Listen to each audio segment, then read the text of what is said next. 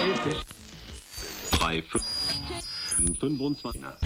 this episode, we discuss the resources page on our website and dig into an article on Thai culture. So if you're interested in hearing 5 of our insights into what makes Thai culture Thai, you'll love this episode of the Bangkok podcast.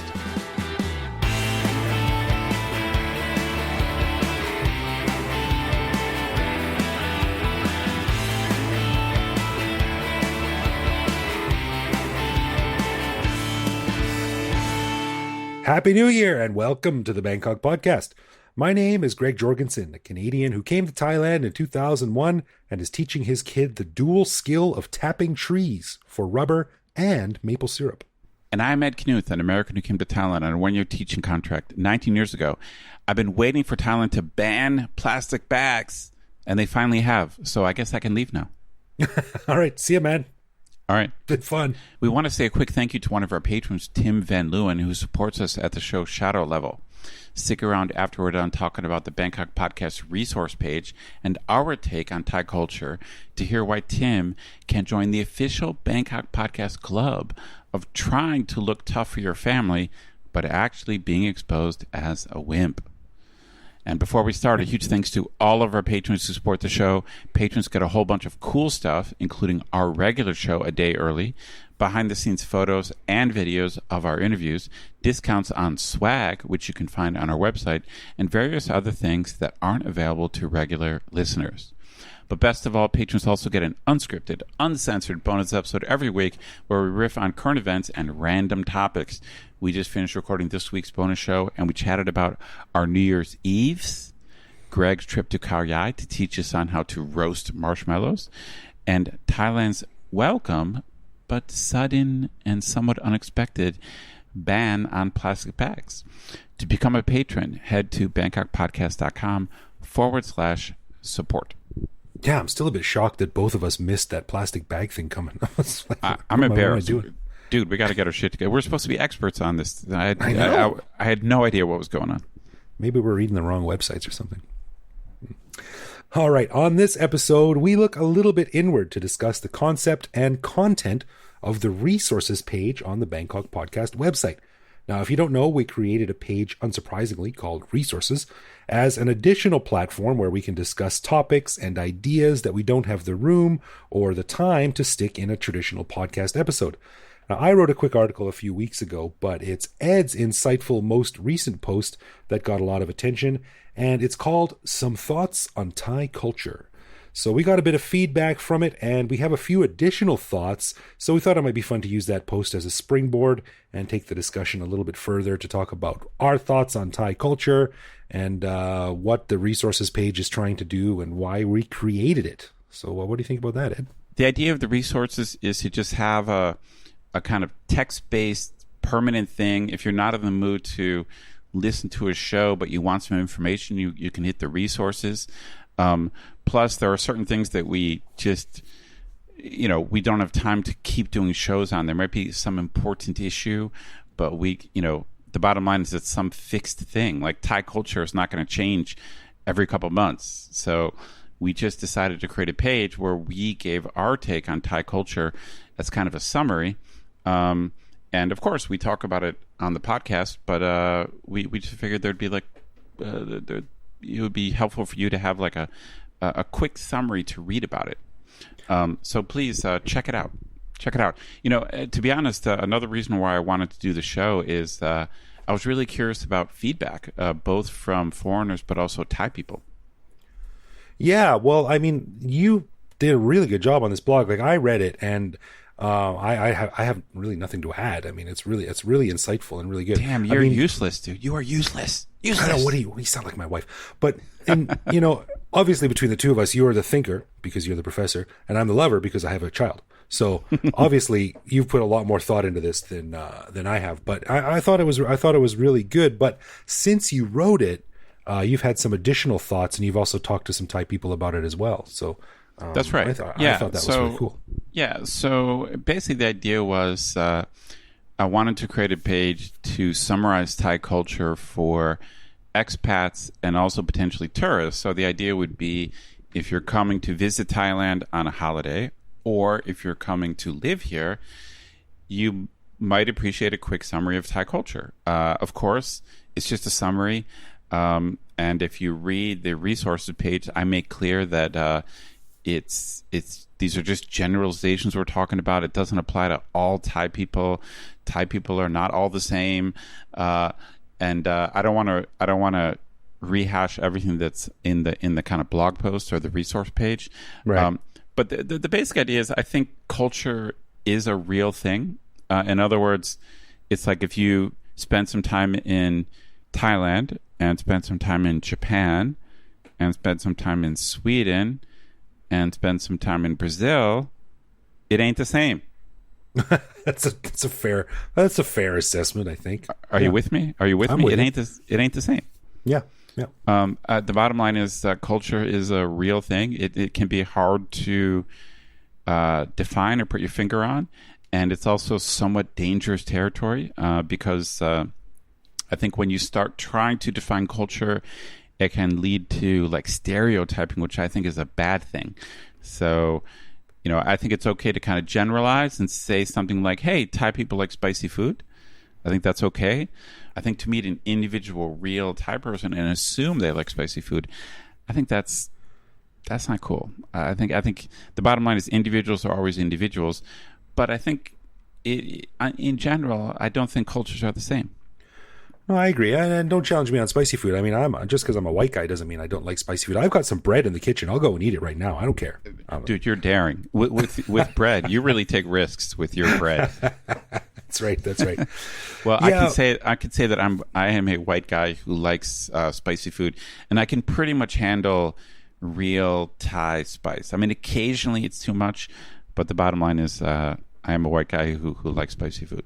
I am a white guy who does not. I am a chicken when it comes to spicy food. When I'm eating spicy chicken, I am a chicken. I was going to say in class, sometimes I talk about this kind of stuff, and I actually use the spicy food thing as an example because I think it's a good one. And so I will just ask a group of students, how many of you do not like spicy food? And it's, essentially all my students are Thai, and usually it's about 20 to 30%. So about anywhere between 1/5 and 1/3 of students will raise their hands and say they don't like spicy food. So, the bottom line is like, okay, in general, on average, Thai people like spicy food, but like a significant minority do not.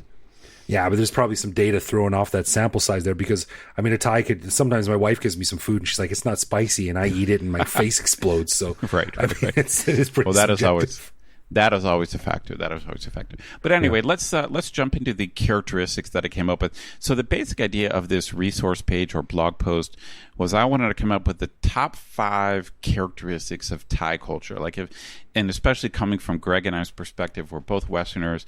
What are the 5 things that kind of quickly would define Thai culture? So let's just run through them, Greg, and we can maybe quickly discuss them. So the first thing that I listed, and this is, although I have the top 5 are not really in order. It's just 5 things. So the first one I listed is respect for authority.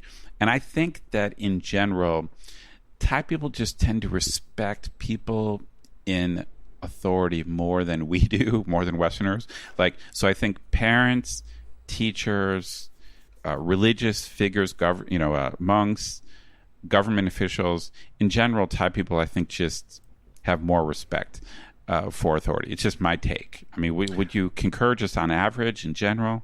I would concur. I mean, we can dither back and forth on what authority means, whether it's age or money or, a rank or all 3 or none of the above, but I think, in Western culture, we're generally taught that there is a value in challenging authority.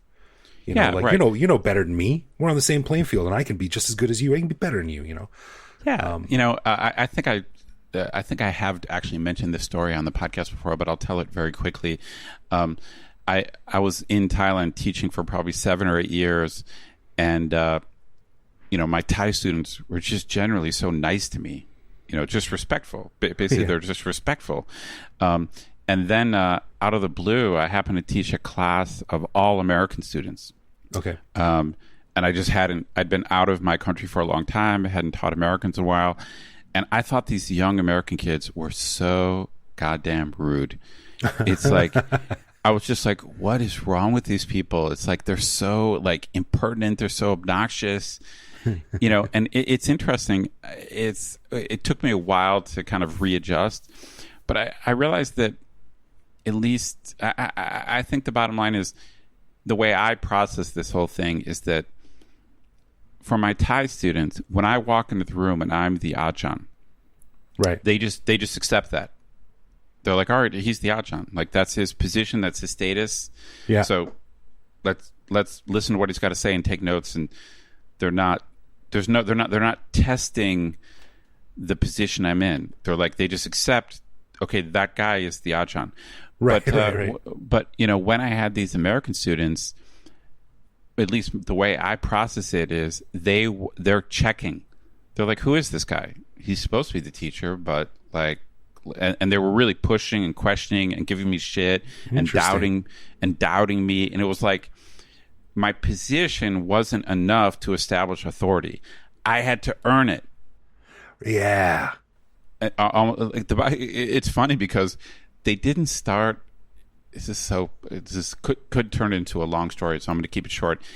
To be honest, these American students didn't start respecting me until I started putting them down. Until I started embarrassing. The bottom line is I just started to embarrass them with all the shit that they didn't know. Right. Like I just show them roasting them. Yeah, I just show them what I knew. That's funny. And I had to kind of put them in their place, and then they're like, "Oh, shit, this guy knows his stuff." Yeah, I think we can sum it up by basically it's an insight that I had years ago, and it's in Thailand and many Asian cultures as well. Respect is given based on a certain status of something. Yes. Whereas in the West, respect needs to be earned. That's right. I mean, I think you get a little bit of if you're in a position of status in the West, you get a little bit of assumption of ability, but you still got to prove yourself. Like you can't cruise on your position or status. Right. Like if you're talking to a celebrity or something, like, wow, that guy's famous. But you could very easily say like, so he went to public school. I went to public school. Who cares? Yeah. Right. Okay. So that was a good one. That was a good one. Okay. Respect for authority. Okay. The second, quite famous, and again, these are not in any order. I think we can agree that Thai culture is pretty damn indirect in most cases. In other words, Thai people in general, they actually, I think, don't like to or fear insulting other people or stepping on other people's toes. And that leads them to, I think, rarely criticize other people openly or directly. I would agree. There is one important caveat here, though, is because what is insulting to foreigners is often not insulting to Thai people. Or at least sometimes. At least sometimes. Okay. Yeah. The example I always use is when I first came to Thailand, and I'd been here for like 3 months, and I got a job teaching at this high school, and I was being led around on my first day, being introduced to all the teachers, and this was in like November. So they're walking me around, and almost every teacher I saw was like, "Oh, hello, Greg, nice to meet you. Welcome to the school. Hey, you could be Santa this year because you're fat." Right. And I was like, what the hell? I'm green, right? And everybody, like, I have no idea what's going on. And the first people I'm meeting, they're calling me fat. I was like, I just start punching some faces here. But, that's great. To them, this wasn't offensive or rude in the least. It was just a statement of fact. Okay. So, Greg, I think you've made a very good point here. And I think the point is that in general, Thai people are less direct. I think so. In general, that's true. But it's kind of weird because there are these kind of cultural exceptions you could almost carve out. And so you've made a good point about weight and I think general appearance. Like it's kind of odd, but Thai people tend to be fairly direct about just appearance. It's like they tend to be straightforward. Like if you look fat or too skinny, like they're direct. But the other thing they're pretty direct about is age. Whereas again, this is a cliche. You can read about this in any guidebook, but Thai people, this has to do with their respect for authority. A lot of the way they gauge authority is based on age. So that means they need to know how old you are in order to know how to talk to you. Right. And that means that they often, not always, it depends on the situation, but more likely than Westerners would, a Thai person will just ask you how old you are. Right. Unless you get to my age, or probably presumably your age, because now people look at me and they're like, he's definitely older than I am. There's no question. No, the bottom line is you're always meeting people. You're always, obviously we meet people our age too. But, you're right. I would say this. In the West, I don't know, man. I feel like other than with children, you would never ask a woman her age. Like, you just don't do it. It'd be like asking someone how much they make. Like, yeah, anything over, any girl, I would say, over 12, over 13, 14. Like, it's just, especially with women, it's just like, you just don't ask how old they are. But a little bit of a warning to our listeners: if you are a woman, you come to Thailand, someone might ask directly how old you are, or to be honest, they might tell you you're fat. They might ask you how old you are and then tell you you're fat. It's just brutal. You got to get real, yo. You gotta get your ego up to bulletproof status when you move to Thailand. So this is, in a way, this is ironic, because it's definitely true that Thai people are indirect about 998 things. Right. But then there's a couple things. There might be a few others out there. It's not necessarily only these two things, but then it's so odd. It's kind of odd that just in a few things they're just more direct. Yeah, and I know there's all kind of nuance with this stuff. Okay, so the third thing I mentioned is this idea of high context versus low context culture. This is, I think, a fascinating thing, but it there's not too much we can say about it. But the basic idea is that in general, Asian culture, including Thai culture, is considered high context, which means that Thai people in general get a lot of information from the situation they're in, and they don't expect everything to be spelled out to them. They don't only get information verbally. But Western culture is famously verbal, which means if someone doesn't say something, we don't take it as solid or real. So in other words, Western culture is kind of legalistic. Like, if you don't say something directly,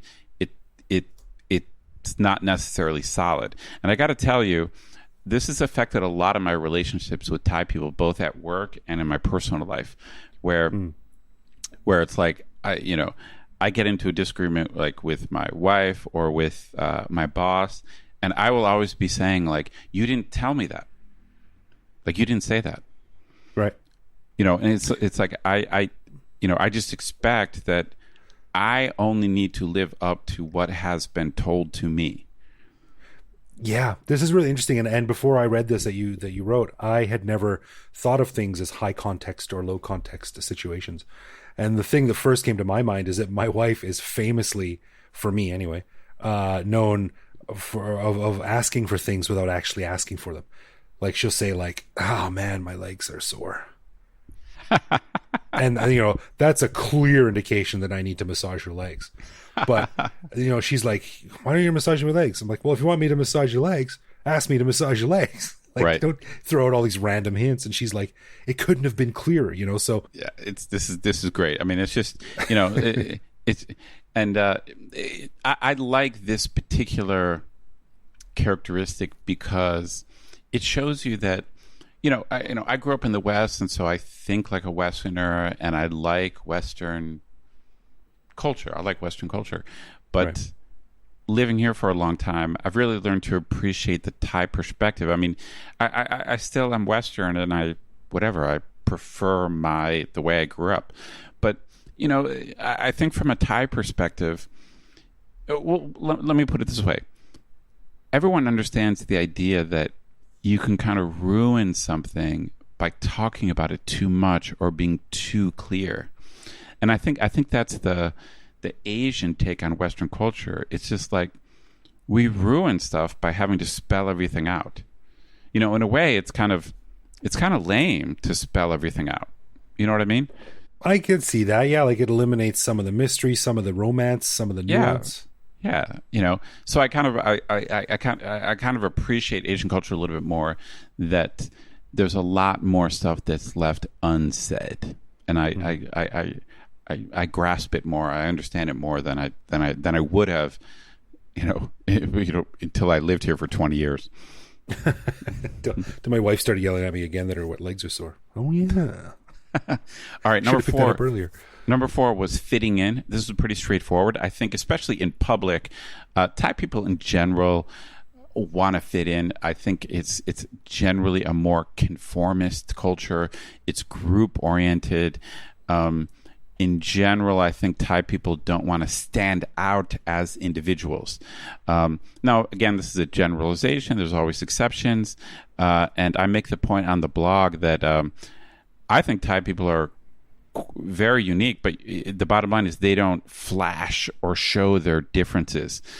Whereas I think in Western culture, everyone, people practically wear T-shirts that say "I'm different." Right. It's like they're projecting that. Whereas I think in Asian culture and Thai culture, people wear T-shirts to say, "I'm the same. I'm like everybody else." One of the most successful advertising slogans from the past 50 years has been Apple's "Think different." Right. Think different, be different. Right, but I think that, I think for Thai people, they don't want to show that. Like, that's not what they want to show. They might actually be different, but just in general, in public, that's not what they're projecting. Does that make sense? Right. Yeah. It causes waves. It doesn't earn you any points. Like, why are you trying to be different? What's the value in that? Why don't you just be like everyone else? That's right. And I can see this among my students. So now I'm 19 years into teaching almost exclusively Thai students. And the bottom line is most of my students kind of look the same, dress the same, talk the same, think the same. I mean, there's definitely some highly unusual students I've had. But if you could somehow score diversity or rate diversity, it's just the way my students project themselves. They're far less diverse than in the States. It's just like if I took a picture of one of my classes, you would just be like, wait a minute. Like, are they Did all you Photoshop related? the same 5 kids?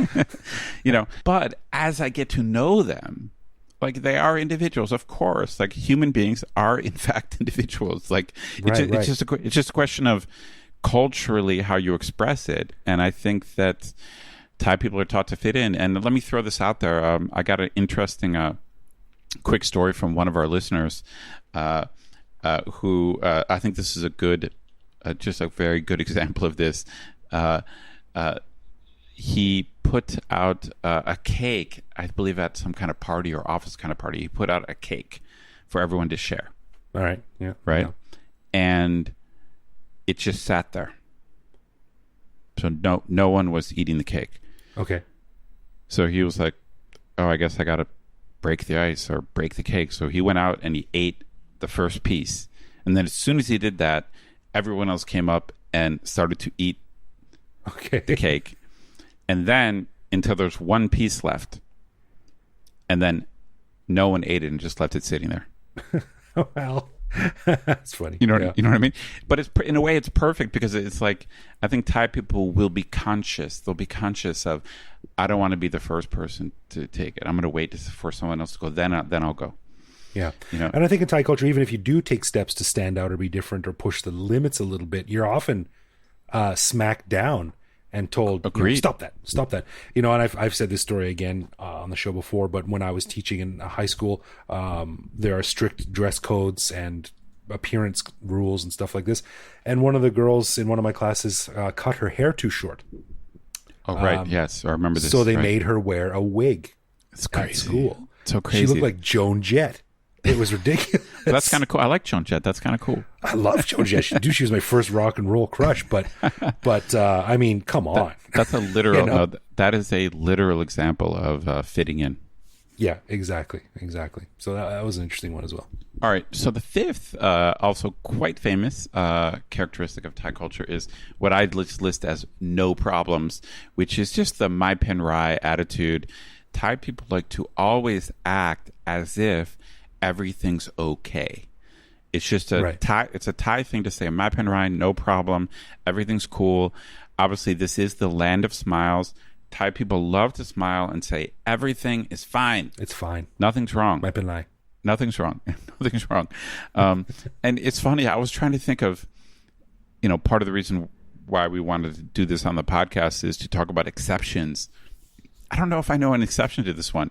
I mean, obviously, sometimes there are just obvious problems, like your house is burning down and you have to leave, So Thai people are not going to lie in their bed and burn to death and say, hey, nothing's wrong. Okay. They're not going to do that. Like, if the house is burning down, Thai people are going to scream and run. So they do not always say there are no problems. But the bottom line is this is a pretty straightforward thing. I mean, would you agree? Yeah, I think so. I think it's again, it sort of relates to the whole concept of making waves. Like, just don't make waves. Just let everything be normal. And it kind of parallels to me the fact that I was talking to my friend who runs a tour company, and we were talking about how the client must never know what goes on behind the scenes. The client must always see perfectness, no problems. It doesn't matter if the tuk-tuk driver that's supposed to pick you up in 30 seconds isn't showing up.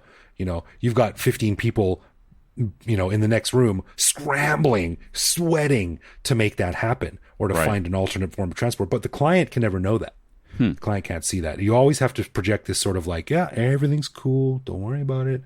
Even though it might not be. But I think there's real value seen in just making everything look sabai. Now, so the only thing I could think of, a buddy of mine who ran a business in Thailand and had a lot of Thai employees, he said something to me once that I liked. He said, you can say anything you want to a Thai person as long as you're smiling. So I'd like to test that out. So what he meant is that it's okay to criticize Thai people. It's more how you say it. It's like the content can be negative or harsh, but if you're kind of nice about it, then everything's cool. But I don't know. I would say there's probably 3 exceptions where Thai people are not going to say "mai pen rai." What's that? The first is going to be insults to the monarchy. Yeah, they're not going to let that. They're not going to let that slide. Nope. I would say insults to Buddhism or direct insults to like a Buddha figure. They're not going to let that slide. Yeah. And then if you were harsh, like direct insults to Thai people in general. Or Thailand in general.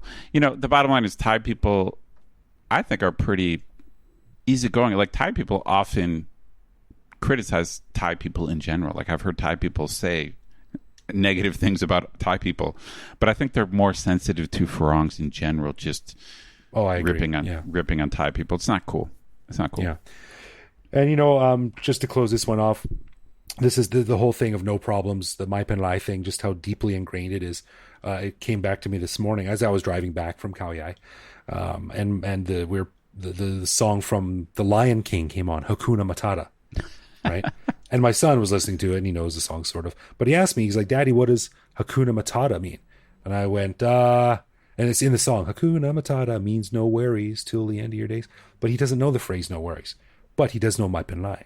He said, what does Hakuna Matata mean? I said, it means Mai Pen Lai. And he's like, oh, okay. Like, he totally got it. 5 years old, he totally got it. Well, so, he is Thai Canadian, dude. He is maple syrup and rubber wrapped in one. That's right. So from an early age, they get it. That's it's either taught or osmosized into them that everything has to be no worries. Right. No problems. I actually had a 6th thing which I was considering for the resource page, but I was kind of obsessed with this idea of the top 5 characteristics. So I have an honorable mention. The sixth characteristic of Thai culture, which I think is different than in the West, which is pretty straightforward. It's just basically this desire to appear proper in public. The bottom line is, I think Thai people are just more conservative in public. I think in private, they can be relaxed and in some ways more liberal, maybe in other ways more conservative. In private, I feel like, to be honest, in private, Thai people are more like Westerners. But in public, in general, I would say they're more conservative.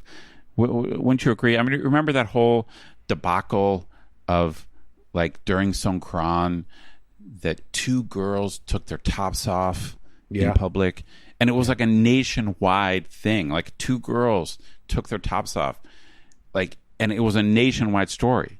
was a scandal. This is not Thai. Until someone Thai. pointed out the Ministry of Culture had a Thai painting on its front page with 2 topless women on it. Right. But but it's just story. Like, just in public, Thai people like to appear conservative.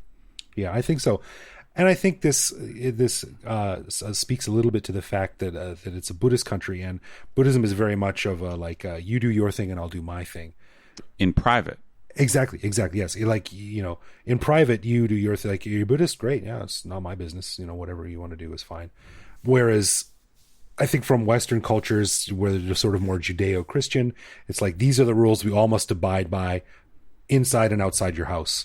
Right. That's right. In Buddhism, it's like, you do your own thing. It's none of my business. I don't care. Once you're at home, it's none of my business what you do. Yeah. I mean, it's a cool little philosophy/cultural intersection, because I think that in the West, we're just more guilt-based, because Western culture is based on this idea of God, and God knows everything. So it doesn't matter whether you do something in public or do something in private. Nothing is private because God's always watching. Don't forget Santa. Yeah, that's right. He's always watching too. And the Tooth Fairy. Yeah. Right. But Jesus, we got a whole bunch of deities checking in on us all 24 hours a day. Yeah, but I think Thai culture and a lot of Asian culture, without that God that knows everything, I think they're more social. It's a more social culture where they care more about what other people think. It's a more shame-based thing, which means in private, as long as no one else knows what's going on, they're more chilled out and relaxed. So I think in private, Thai people are not particularly conservative. I'm not saying they're wild. I don't think they're wild either. I just feel like in private, Thai people are kind of normal. But in public, or when they see other people are watching, I think they're definitely more conservative than Westerners on average. There's a greater effort made to fit in, and and look proper, just to appear proper. Yeah, that's a good insight, man. Yeah. Well, that's an honorable mention. So that's for all of you guys listening.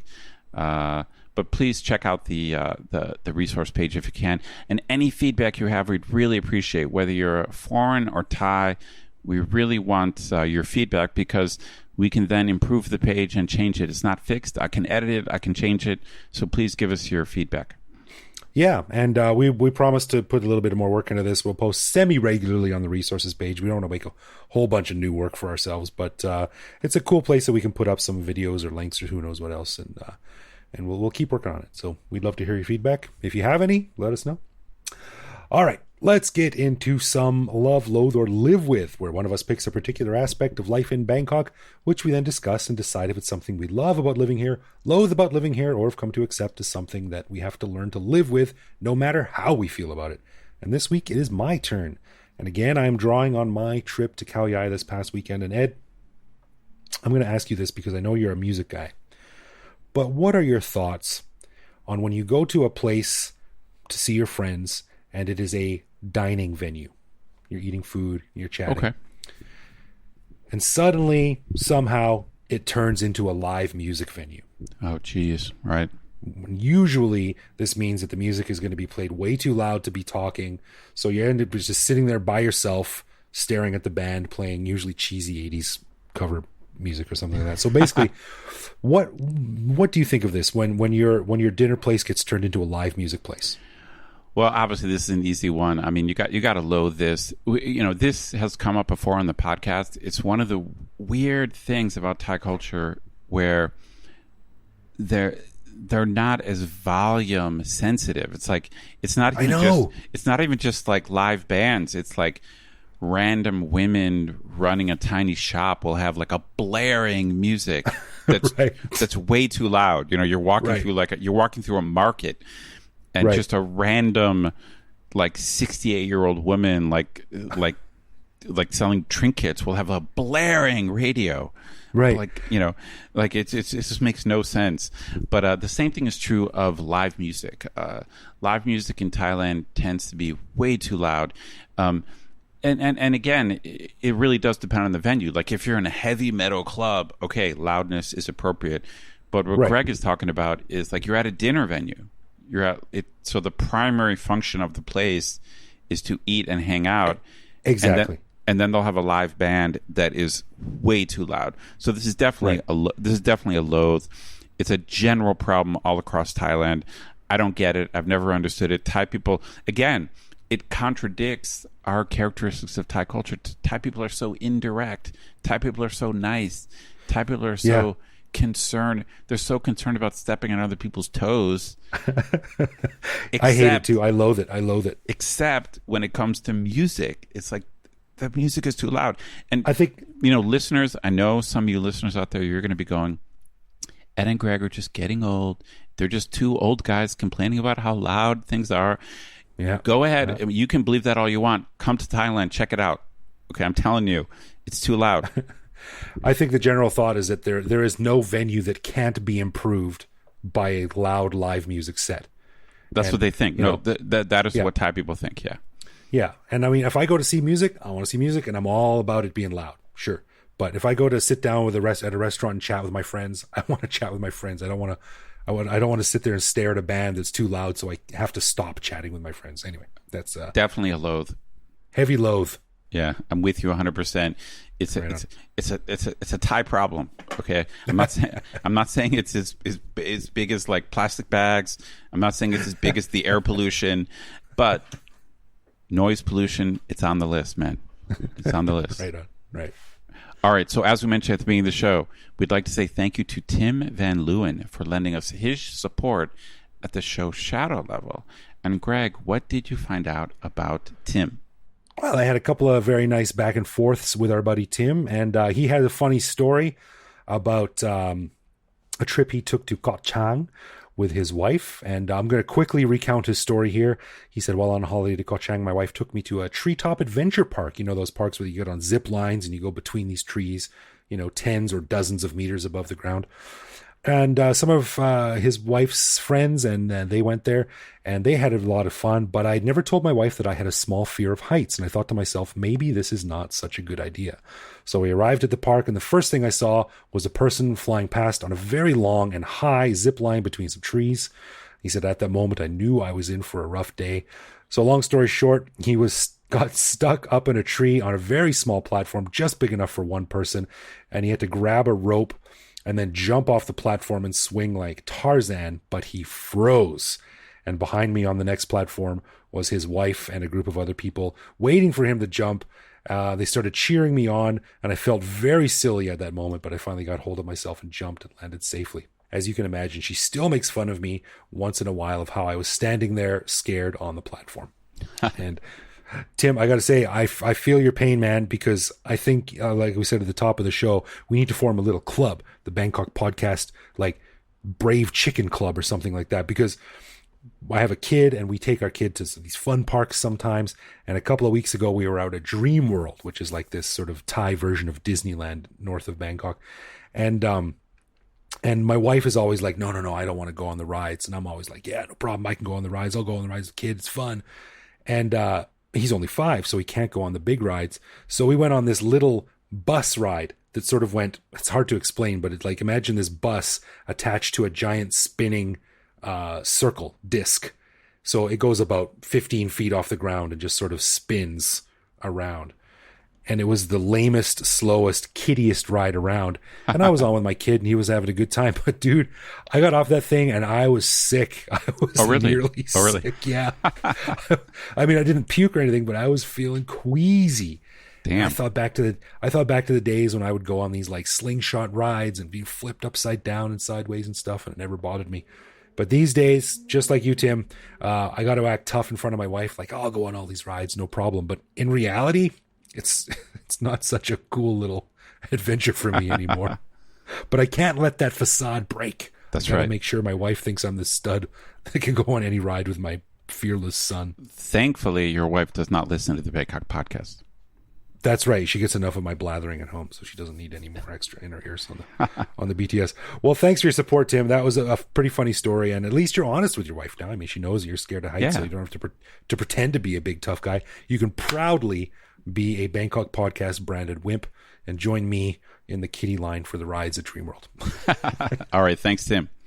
A final thanks to all of our patrons who help keep the show ad-free. Patrons get a ton of cool perks and the warm, fuzzy feeling knowing that they're helping support the show. Find out more by clicking support on our website. And connect with us online. We're Bangkok Podcast on social media, bangkokpodcast.com on the web, or simply bangkokpodcast@gmail.com. We love hearing from our listeners, and we always reply to our messages. Yeah, you can also listen to each episode on YouTube. You can chat with us online, or even reach out to me directly on Twitter, where I am BKK Greg. So thank you for listening, everyone. Happy New Year, and we'll see you back here next week. Yep, see you next week.